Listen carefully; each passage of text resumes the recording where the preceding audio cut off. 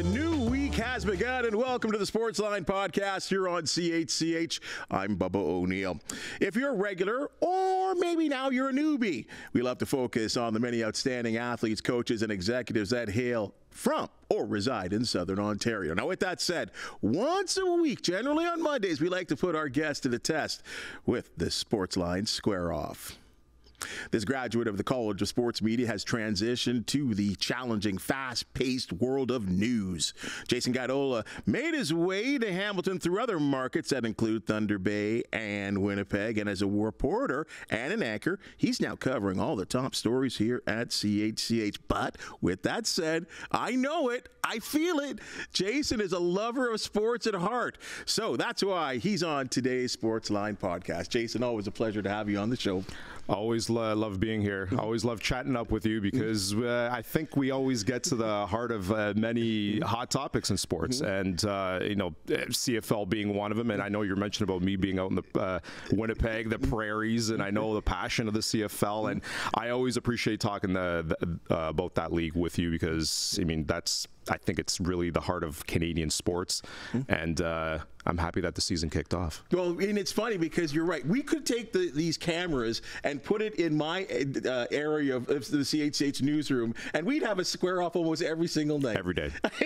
Every day. It's so good. I love it. Actually, when things happen, I'm like, where is he? Where is he? I want to talk to him, right? I usually have something to say about something, especially about the CFL. Right. But I think the league has gotten off such a great start, and I love football. I love all types of football. So I'm big happy. Steelers fan too. Big Steelers fan. For all the right and wrong reasons, but yeah, I'm excited about them as well. But excited about the Ticats and see what they can do as well. Let me throw this bone to you here. Yeah. I'm excited about your career. It really seems to be blossoming. How are you enjoying the added responsibility of being one of the anchors at the station? I do enjoy it. It's almost like it's been a while because I did some anchoring in Thunder Bay, and trying to get back to that routine. And some things are different. Obviously, there's always some things that are different about one place to another. But it's good because it's nice to be in the driver's seat sometimes of things, and being an anchor is essentially kind of like being in the driver's seat of news. So I guess I'm just trying to get that old feeling back again, where I was doing it in the past, and with time, been here for a couple of years. I think it was just a matter of time, and now it's just I think I've got to find make sure that my footing is there, and really try to make my mark. Well, you're making your mark not also with your talent, but you got the anchor look, dude. Thanks. Like you got that anchor look, the mature hair, the look, the jawline. Your girlfriend must love it. Like you're looking good at the desk. I'll tell you that much. She chirps me at times, but really? Nah. Really? But at all jokeness, I don't know. Maybe it's the gray because these babies have multiplied ever since I got in this business. Yeah. So I don't know if it's helping me. It's I guess maybe it is. I don't know. Well, I will give you credit because at least it's even on your side. When this started first coming in with me, it only came in on one side, and I started to panic. What am I going to do? I just kept shaving it back for almost a year, and then all of a sudden, both sides came gray, and I'm like, yes. I don't know how that happens. I guess you could say one side is more gray than the other. Right. I don't know, but give yourself a couple of years in this business, and You're right. They're sprouting, man. Well, I've talked to many ladies, and apparently they like the salt and pepper, so keep it up, my friend. I appreciate it. Thank you. You ready to do a little square off? Absolutely. All right, let's talk about, you're talking about the CFL. Let's talk about the Riders and beating the Tiger Cats in comeback style, 33-30. I'll ask you the question straight up.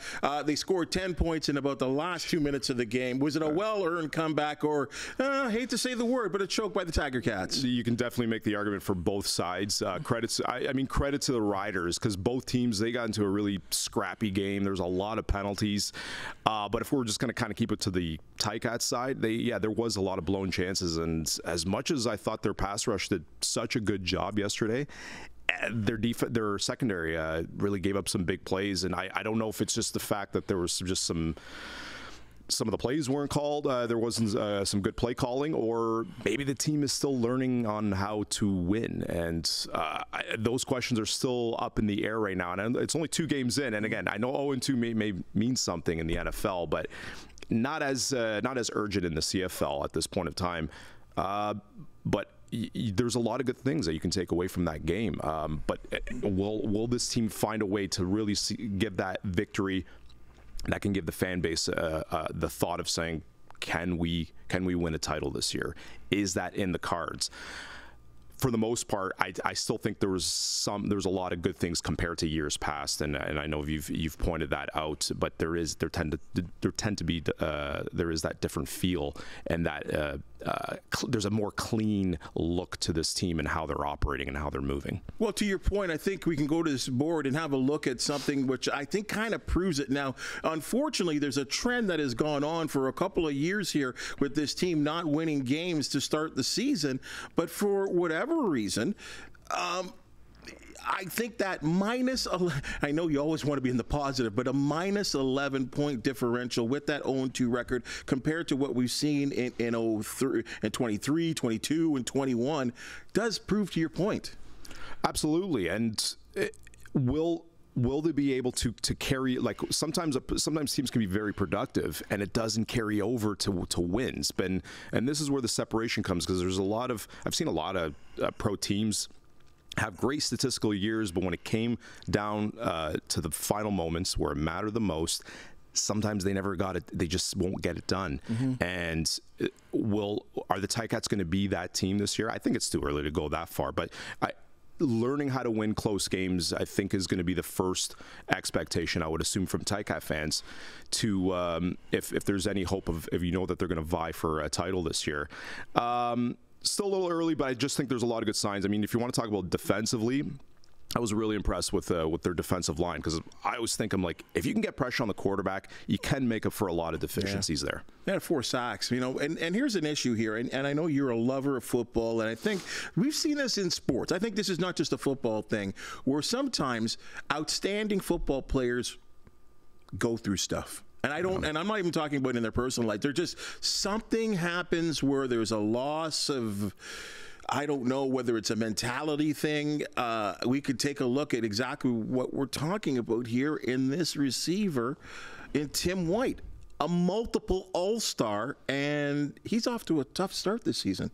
Super tough start, and I'm assuming Bo's going to be looking to him all season. I know Dunbar had a nice game yesterday, but Tim White's got to be the guy. And I mean, I don't know why. I'm sure, like you were saying, in practice he's catching all of those no problem, but when it comes to the game, I'm assuming all it takes is just a slight misfocus, and you drop the ball, and you're probably going to drop a ball in the most crucial times, and you can't really do it, because there was, if he caught those balls, I mean, it would have been a different game yesterday. They win the game. They win the game. They win both games. Yeah, that's a great point. I don't know. Is Tim White going to be? Is Bo going to keep looking towards to him throughout the season? He's going to have to. He's got to at this point. Mm-hmm. So let's see. I'm curious to see how that relationship will continue to build throughout the season. If you want to take off the heat, I thought they could have brought in. They could have involved James Butler a little more today, and I know maybe that could have been circumstantial. Mm-hmm. But I really think Butler is probably going to be the driving force, maybe the rocket fuel to that offense throughout this season, as well as Bo is looking. I'd love to see them really go run first in a lot of scenarios. Find as many different packages as you can with him. Because you want, I think if you know that the defense may struggle throughout the year, if they become a very mediocre defense throughout the entire season, learn how to control the ball and learn how to keep the defense off the field as much as possible, give them as much rest, and become pound the rock. I would say pound the rock. You're completely right there. With about 3 minutes left, there was an opportunity for the Tiger Cats to basically close out the football game, even though as close as it was right there, by running the football, taking time off the clock, putting Saskatchewan probably in a real tough situation with the ball being maybe inside their 10-yard line, or maybe even going to kick a field goal to really shut them up. But that just did not happen. Good thing for the Tiger Cats, they get a second look at Saskatchewan next Sunday. way these two teams, and what an entertaining game it was this past weekend. Let's hope for the same, but the Tiger Cats win next weekend. Sorry, Bob. Can I just want to get on one point. Why? Yeah. Like they're heading to Regina at their next game. Is it me, or do they always end up losing in Regina and like places like Calgary? Like, they got to go out and win there. Tough. If they can go out and win there, they had a big win. They had a big win last year there with Bo Levi Mitchell throwing the football. And I hope they do it again. And also too, I just wanted to point out that it was nice to see the '99 Grey Cup team. Good point. I thought, I'm like, oh, they can't lose tonight when these guys are coming out. This is the last winning team, and I thought it was great to see all those players come out and. Maybe I know we've seen some spurts of players make their appearances at Tim Hortons Field, but I thought, as you know, whoever made it out yesterday, it was nice to see that them being I'm glad honored. you said whoever made it out, because I saw all those guys by the end of the game. Let's just say they were having a good time, and so they should. I will say this though, Mike Morreale told me on the broadcast, says we as much as we love this attention, as much as we love being the '99 Grey Cup champions, it's about time that we stop being the last team to win the Grey Cup. So there's a little inspiration for the guys that are part of the 2024 Tiger Cats. Golf now. We talk about things and that just didn't go their way. Well, Rory McIlroy is certainly thinking that right now. Bryson DeChambeau wins the U.S. Open, but according to Golf Channel analyst Brandel Chambly, well, his win was courtesy of good fortune. Agree or disagree? Now, again, Chambly's comments, I mean, some people are starting to take the PGA versus LIV thing, and there might be some animosity. I knew that's there. what I agree. You know what, though? I got to be honest with you. Because I was outside, and I was actually watching the game outside, I was watching the golf tournament, the final round outside, plus the Tiger Cats game. I wasn't really hearing the commentary, so I guess none of that was really in my mind until I read about it afterwards. But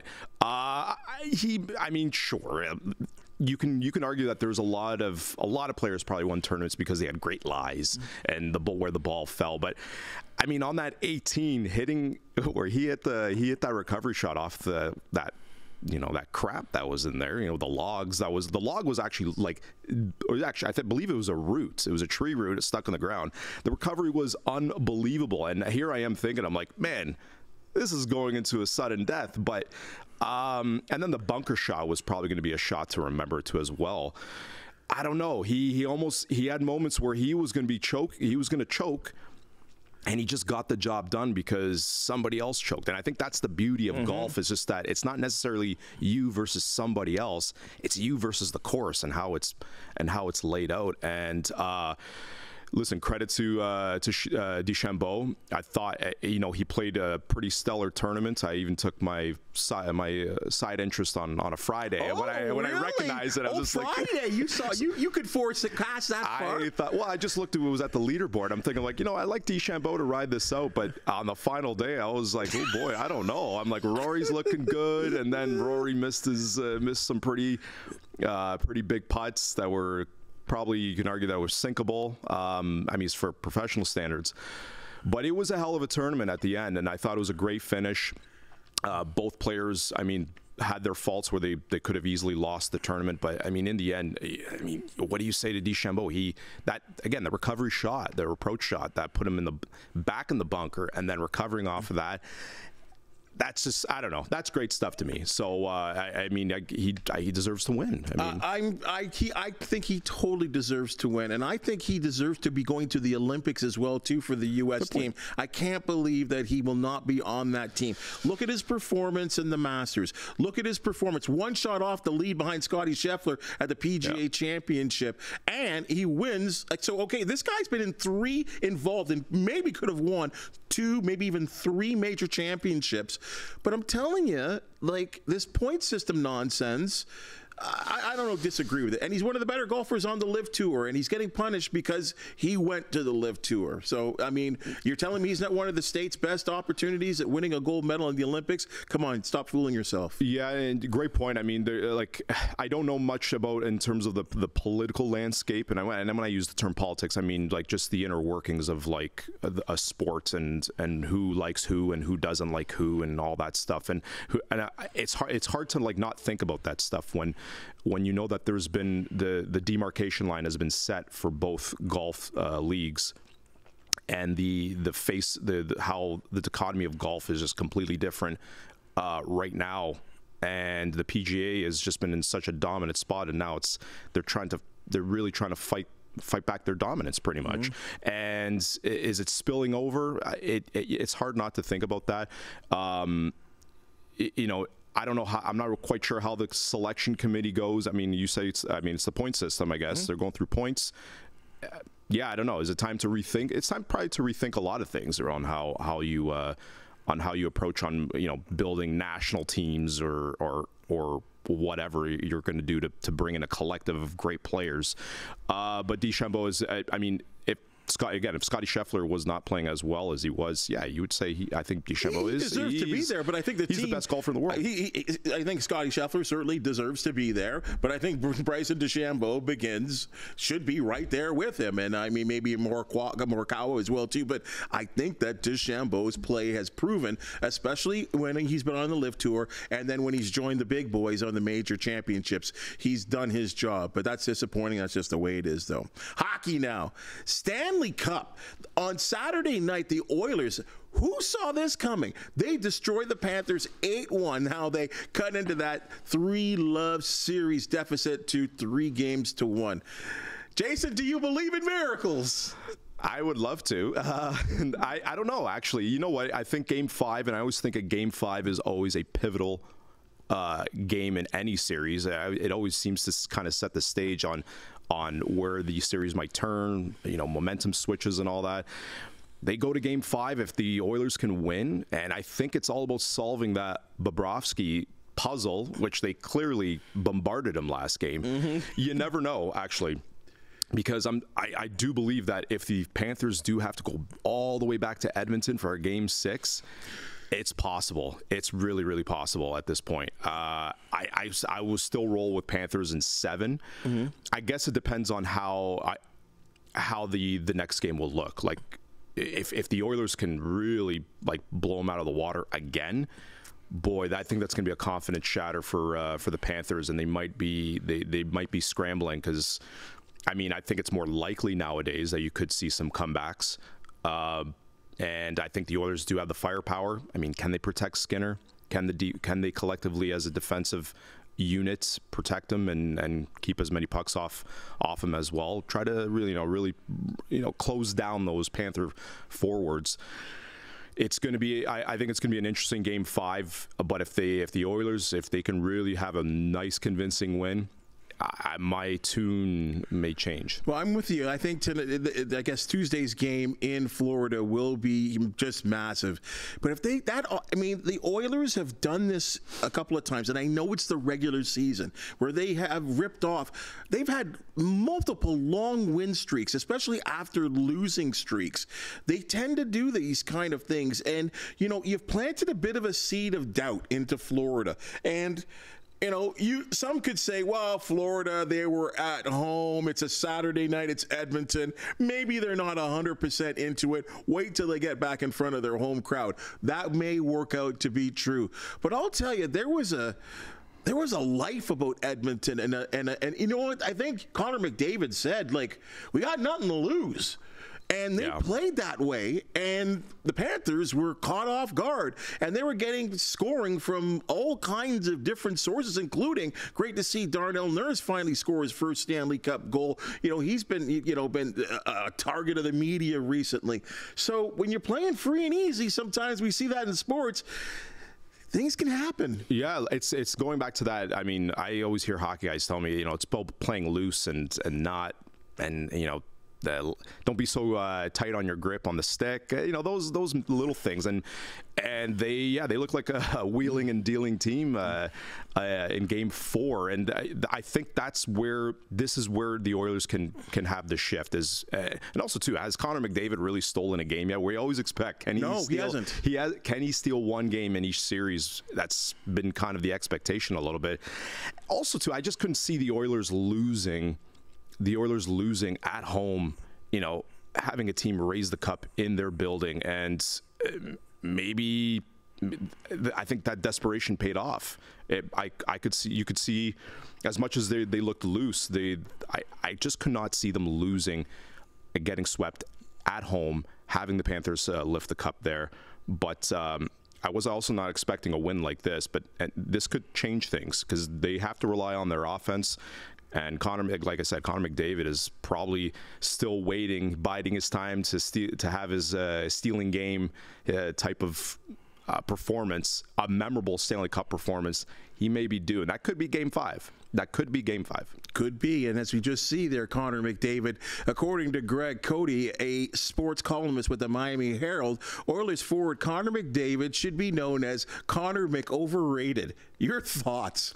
That's ridiculous. It's just ridiculous. I don't know. Maybe that's just, to me, that stinks of like American columnist who probably doesn't know much about hockey. No.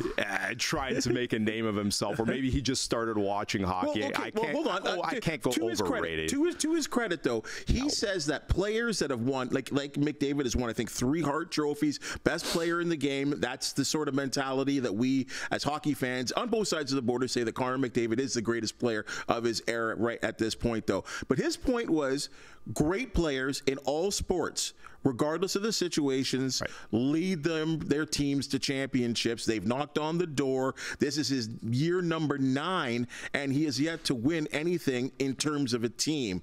And I think that's where the McOverrated comes from. Yeah, I wouldn't say, like, again, I guess it depends where people want to place him in the all-time pantheon of greats, right?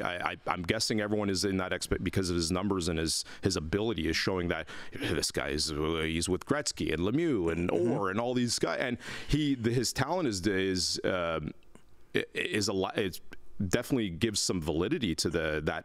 Being in that room, I do believe I do agree with the point that a championship is important. At least one. You got to get one, and if you get one, and you can probably take an Alexander Ovechkin type, that him just getting that one cup could really seal the deal, and being okay to put him with the other great players. Listen, I think it also comes down to how the Oilers have built their team. I mean, they've tried. They went through a rebuild. They've kind of hit some bumps, and they kind of stalled, I guess, in their development. They haven't had a complete team. I think this is probably the more better, deeper teams that they've had. That kind of plays a role too. So in terms of, I can't recall one player just absolutely carrying a team to the Stanley Cup. I mean, if it has happened, it doesn't happen very often. So building a hockey team takes a lot of work. But I would never go over to the point of calling him, overrated. It just seems a little excessive and a little clickbaity in my opinion. Hoops now. Yeah. Mavericks win Game 4 of the NBA Finals, 122-84. Like, this was a 35-point game in the second quarter. Game 5 tonight in Beantown. The Celtics with an opportunity to win in front of the home crowd. What do you see happening? I think the Celtics close this. So I kind of, to my point with the Oilers, I just couldn't see the Mavericks allowing the Celtics to just sweep them on their floor. And, the shots obviously were falling. I thought there was a sense of desperation by the Mavericks. And I don't know. They kind of stomped on, but this is just figurative speech, but they kind of stomped on the Celtics when they were just they took their foot off the gas a little bit. Right. But winning in the Garden is super hard. Right. Boston's record at home is just really, really good. And again, it's the way they spread the ball. They have a lot of options. If White's cooking for them, and maybe it also depends if whether Porzingis plays or not. This is going to be a tough team to beat. I think the Mavericks are going to have to be, at least they're on their best defensively. They can't allow Boston to get deep into the hundreds.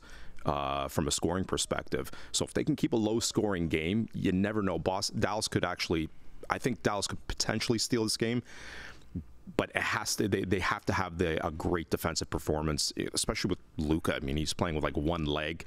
He hasn't again to rely on him. He's got to stop crying too, though. He has to. Oh well, for sure. I think he's got to find a way to lead his team better. And I'm sure maybe if the teammates are leaning on Kyrie Irving, somebody with championship pedigree, the leaders are going to have to lead their complementary players properly into this one, and it's probably going to come down to they're going to batten down the hatches and really defend as well as possible.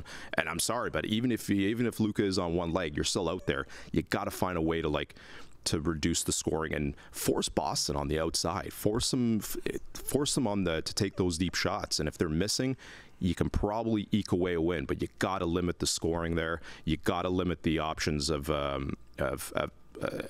their players that can hit the three, pretty much. Well, and they're one of the best, if not the best, three-point shooting team in the Boston Celtics. But you're right, you've got to force them into that too. And hey, how many times have we heard this in the league? The NBA is a make or miss league, and sometimes you're just missing, right?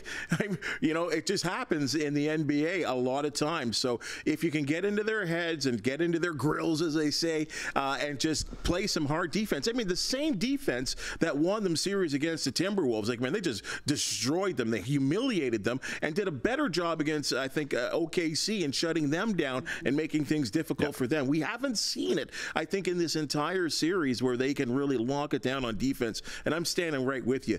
If they can keep that team to under 100 points, you never really know. You never really know. If Boston closes out tonight, who do you give MVP to? I mean, Jaylen Brown. Jaylen Brown to me. I think he's been such a difference maker.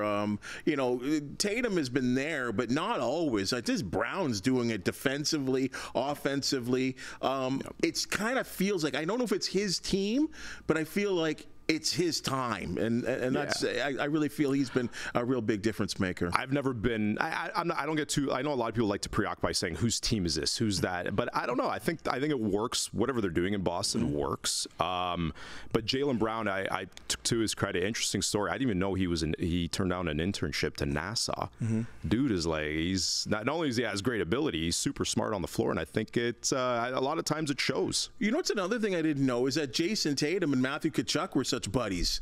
I didn't know that. Yeah, they went to high school together, and there's some video of them talking about when they play their respective sports that they're going to win championships. I'll show it to you when you're after. They're literally 10 years old, 10, 12 years old on a school bus hanging out. Oh. Yeah, it's amazing to see these guys. They're so young, and they're talking about, we're going to be great in our sports, and we're going to win championships, and I'm going to hang out with you. And that's a hell of a story. Yeah, it's crazy. You go to the same high school. Very quiet story. Let's stay on the wood. And this has just been a theme that has just gone on all season long. I think for the early part, I thought it was great for the WNBA. I don't know anymore if it is, and you tell me what you think. In this week's game, I guess on Sunday, we had Angel Reese and Caitlin Clark. They've been banging heads together since their college days. Technical foul called after a review on Caitlin Clark from Angel Reese. You can have a look at this foul, and you tell me if this is a technical foul or not. It's hard. It's a hard foul, no doubt. Yeah. I mean, Clark takes it pretty hard, and you'll see in the coconut pretty hard. Again, talking to Reese after the game, she said she didn't deserve a technical foul. Your thoughts? Yeah, it's that's a close one. Well, I mean, clearly it's a foul. I mean, in general, but it's in terms of a flagrant. I guess the only way I can position is, how would the NBA handle it? That's my only. I guess my initial train of thought. Probably in the NBA, they probably would have called it the same thing. I mean, now did she deliberately do it? We'll never know what's in somebody's mind. But but she did go hard on her. She did go hard, and if that's what if that's what it was. I could see there's it being another controversial topic about people thinking about is Caitlin Clark being targeted? I mean, I think she's being targeted in a competitive sense. Defenders they want to beat her. They know the popularity that she's bringing to the league. They want to show the world, maybe she's not all that. And she's being defended deep into her backcourt all the way through, and that just comes with the territory when you bring in a lot of hype. And so I think she's probably I just think there's there's a sense of a lot of players wanting to show that, hey, I'm great too, and it's not just one player. And I think it's a perfectly normal feeling. I mean, I actually recall this happening to other phenoms that have come in the leagues. Sidney Crosby is the one I remember when he first got in the league. I still remember the one game against New Jersey. Ilya Kovalchuk, when he scored a goal, he pointed right at Crosby. So it's not the first time that this has happened, where a super hyped up prospect comes in the league, and you know that maybe, and this was at a time when Crosby was like thinking, hey, we need another face of the league to kind of carry the brand of the NHL. I get all that, and I think whatever discourse is around the Caitlin Clark issue is kind of, it's convoluted. It's a little weird. I think it's taken a turn that a lot of people didn't expect it to take. Yeah, it's crazy. And a lot of it, I think, is also manufactured by members of the media, especially from the United States, from all corners, to be honest with you. They're adding all these qualifiers to her that I think it's, and she hasn't really said anything. And to the credit, not too many other players have said anything, but I think the real issue was Christine Brennan's article in USA Today about her being left. I wouldn't say she got non-selected. I'm not going to call it a snub. I think it's a little too. That's a little too extreme. But I think there might be a level of veteran players that say, you know what, no, we don't. This is our team. And I don't think it's unusual. I mean, I've heard stories like this before, where somebody's like, it's kind of like that old boys mentality, where other veteran players who've been here for a long time, they're like, nope, this is our spot. Yeah, and this is how we want it. Well, you got to earn respect, right? Yeah. We've heard that all the time. You could go to YouTube and look what the first 4 or 3 or maybe even as many as 5 years was like for Michael Jordan, and the physical abuse, because he was the kind of guy, all kinds of hype, came in there, clearly the best player of his draft class, even though he wasn't drafted #1 like Clark was, and he just took beats, especially from the Detroit Pistons. Like it was just a real hard living, and Clark is going to have to earn her respect, I guess, by continuing to fighting through the screens. We had Tamika Hurton-Nurse here, an NCAA player in her own right, talking about, and an analyst as well too, that in the NCAA, the way to defend her was to check her, have her fight through screens. That there is a physical aspect of her, because she's even though she has incredible height, she is slight, right? And that's the way you get her off her game, because, and as Tamika would say, she's an incredible shooter. So how do you get any shooter off their game? That's being physical on them. Yeah, and I've watched her play some, and I can tell that she's not really a polished player. Like I think she still has a ways to go. She's played 14 games. She's played 14 games, and however, though, she is improving. I mean, her numbers are still there. I just think the efficiency is not there. Now, again, did she deserve? I think, would I bring her on the national team? The U.S. national team? I think there's an argument for both sides. I do understand the competitive side, the rite of passage, but then I think there was also an opportunity where I think you have nothing to lose by bringing her, really, than not bringing her. And I don't know. I think there's the league is still trying to navigate the hype around it, because she really has she kind of has this Tim Tebow mania type hype. Yes, good comparison. It's similar with Tiger Woods, the Tiger mania. I don't know what it is. Maybe it's just something that she's such a unicorn in her league, in her sports, that people just gravitate towards it, right? Tebow, same thing. I mean, super Christian, unconventional way of playing quarterback, and he was winning all these magical games, and it caught fire, And Tiger Woods, again, same thing. He was different than everybody else, and he played at such a high level. He changed golf, how golfers approach the game. Like, these type of elements is what compels an audience to watch, whoever they watch, and that just seems how it's working out for her. But in terms of her game, I mean, she's playing pretty good. She's being productive, but I still think there's definitely some growth there though as well.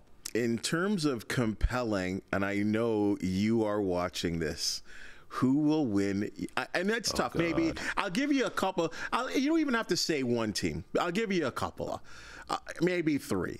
Sure. Who will win Euro 2024? It's a great tournament. It's actually really good. It's been a really good tournament so far. I don't know. I've been going back and forth with this. I mean, you could make the argument, will Germany lift it at home? I still haven't gone quite there.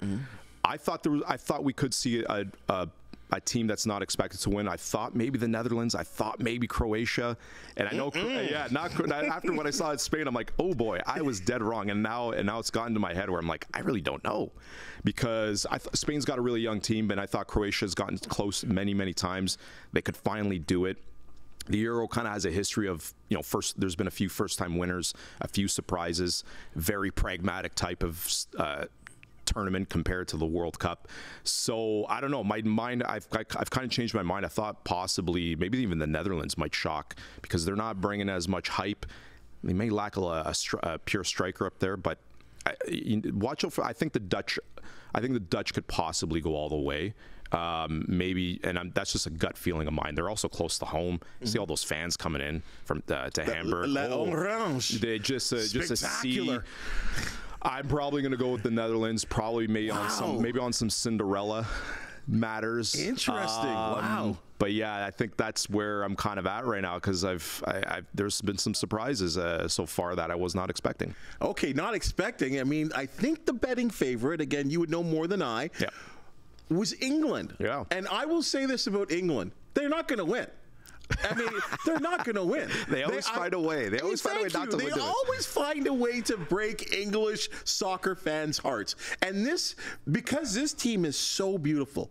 Bellingham, Unbelievable. They have this young crop of players mixed with a couple of guys in the back that I think are the basis of a splendid squad that will for sure get to the knockout. They'll win their group. They're going to get through. They might even be Final Four. But it has been England's history. And it's ridiculous that I'm saying this, because it's different players all the time. But the results speak for itself. And I don't like the manager. England has suffered the issue with England, they've suffered an identity kind of crisis over the last maybe like 20 years. Like, they've had a lot of great players, but they never really had an identity. Now they're starting to build an identity. They look like, I was watching them play yesterday. I'm like, this doesn't look like a traditional English team. They're like playing ball possessive, holding the ball at the wings, moving it around or the perimeter. And I'm like, I've never seen England play like this. But I think the difference is they kind of have to play that way, because that is the personnel that they have. But I really do believe Jude Bellingham he's going to be the rocket fuel to this team. And I mean, hell of a goal yesterday, just knowing where to be. To me, he might even be the best player in the world. So I think he could probably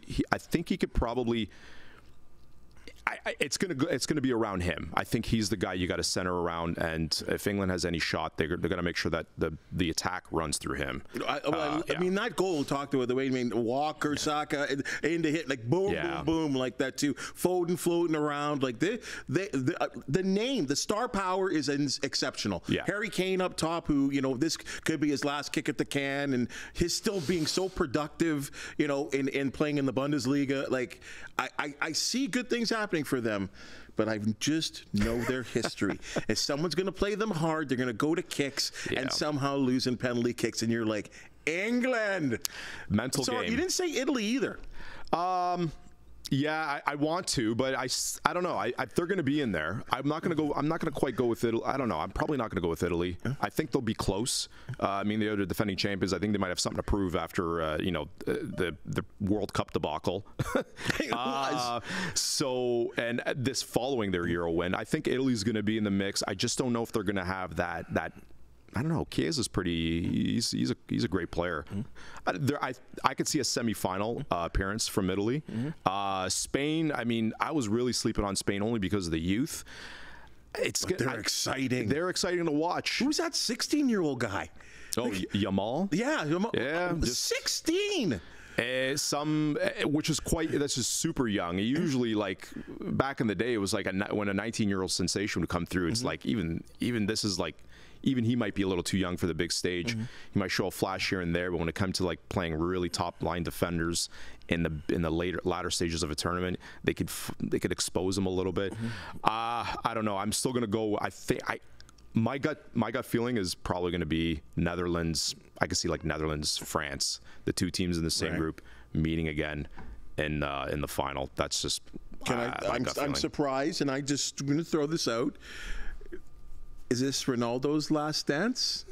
No, he's going to keep playing until his legs fall off. Listen. I think when it comes to because the Portuguese national team is like my team, and I follow them. I think there's you're just underplaying them, aren't you? You're just no. Actually, I personally, I mean, if anyone's as critical as their own team, it's me. I think the Portuguese national team might have a little old boys club politics thing going on. Ronaldo kind of forces his hands. They got most of the starting players are all represented by one agent.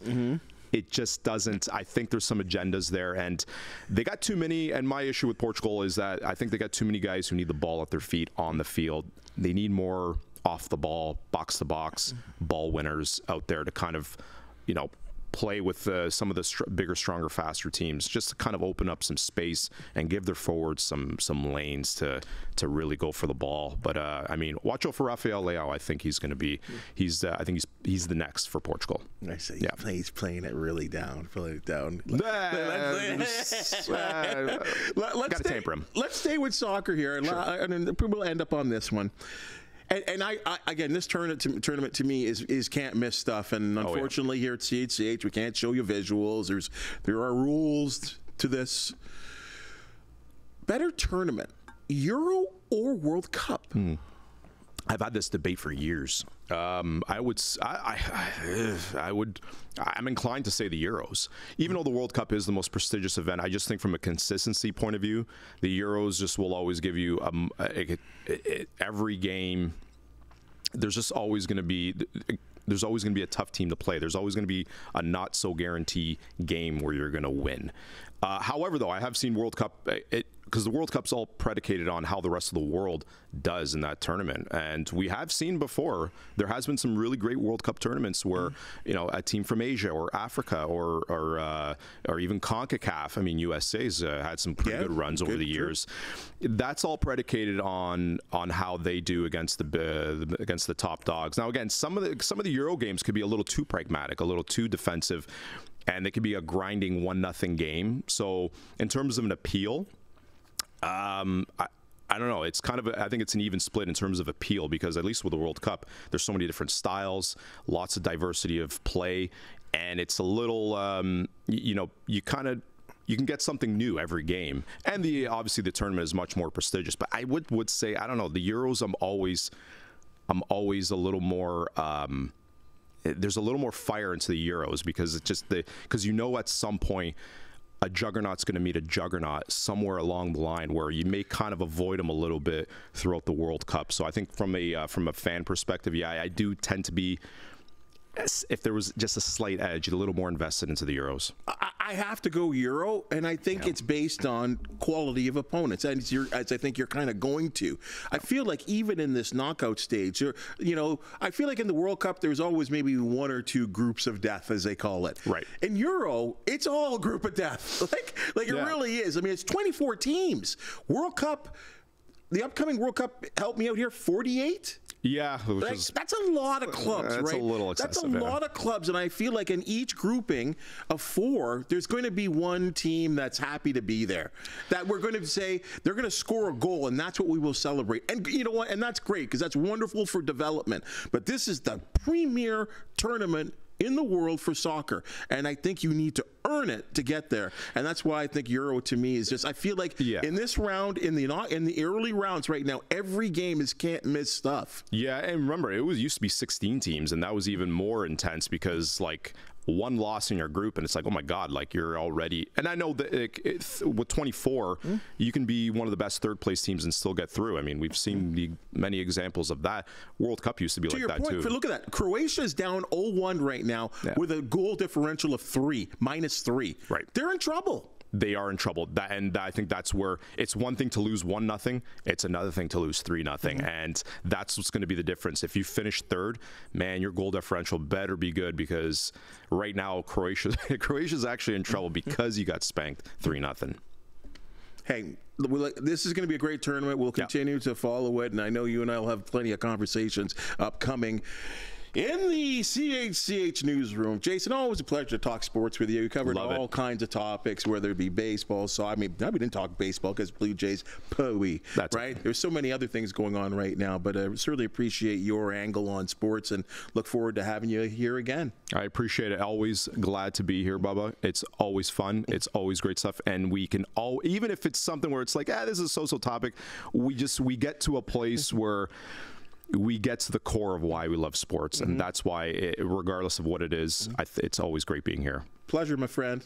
Thanks for joining us. Thank you. That's your Sportsline podcast for the day. And as you've just seen and heard, we love talking sports, especially people that know what they're talking about and are passionate about it. If you do know of an athlete, team, or event to promote, the Sportsline podcast want to hear from you. Please hit that thumbs up, like, and subscribe button. And if you do have something to say, please comment. For the wonderful people that make the Sportsline podcast possible, thank you so very much. And yeah, we're going to see you tomorrow.